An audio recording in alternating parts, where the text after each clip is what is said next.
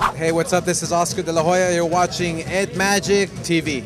It's simple to see, it's Ed Magik TV, so the world can believe it's Ed Magik TV. And we're here with Oscar De La Hoya. And Oscar, it's good seeing you. It's been a few years. It's been a while. Yeah, it's good to see you. Most importantly, you are still the Golden Boy, and you have done so much for boxing. Boxing's become popular. I know this fight next week between Garcia and, of course, Amir Khan's going to be a good fight. But most importantly, though, you've established some things that are very important in boxing. I'd like to talk about that briefly.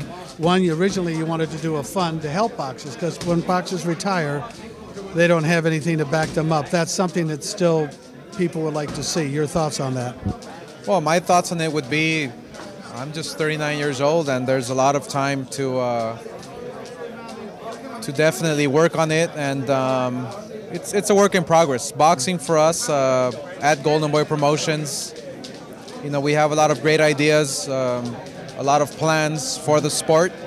You know, we're tackling one issue at a time, and like I said, my partner Richard Schaefer, myself, all our team, we have all the time in the world to work on progressing the state of boxing, and that's what we are going to continue doing.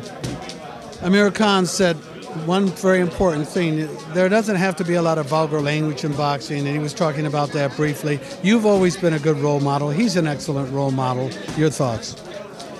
Oh, absolutely. I mean, you let your fists do the talking up in the ring, and that's the bottom line. You have fighters who are colorful, who are characters, fighters who are going to want to get inside your head because that's part of their strategy, to try and distract you, to try and take you out of the game plan. Look, that's what boxing is, that's what fighting is. You sometimes try to win the battle outside the ring before you go inside the ring and lace them up. So every fighter has their own philosophy of how to win a fight. I think my strategy was always to stay quiet and train hard and win my fights with my performances. So everybody can go out there and just perform. And so, you know, one thing about Danny Garcia is that he is that type of fighter that he doesn't talk. Now, his father, his corner, that's a whole different story. You know, that Danny Garcia actually lets his fists do the talking. He has a team that is behind him, supporting him in his father. You know, that's maybe his father's strategy. It's a very unique one, but you know, I guess that's what's been working for him for all these years. When you were boxing, you had a lot of obstacles that you faced and you overcame. Today, you're more than a boxer. You're a businessman. You're an entrepreneur. How do you handle obstacles? What is it that gives you the power to enable to overcome those obstacles? I think the fact that I can now take a step back and not react instinctively, you know, make right decisions, you know, talk over strategies with my various teams, whether we're working on real estate, whether we're putting fights together, whether we're working with my foundation. You know, you make the right decisions and make the smart decisions. It's a strategy that we've implemented throughout my whole life. I've tried to prepare myself, surround myself with great people, and ultimately make that right decision. And sometimes the right decision doesn't benefit you, but we always try and think long term. We don't think about one fight at a time. We think about how a fighter's career, for instance, is going to pan out in the next 5 years, 3 years, whatever it may be. So I think that's been working for me for all this time. And it's a matter of just staying focused. You had an opportunity to do movies, a singing career. Was that really in your heart? Did you really want to do that, or did you just want to play around with it a little bit and so forth? No, well, the music, I did it because of my mother. her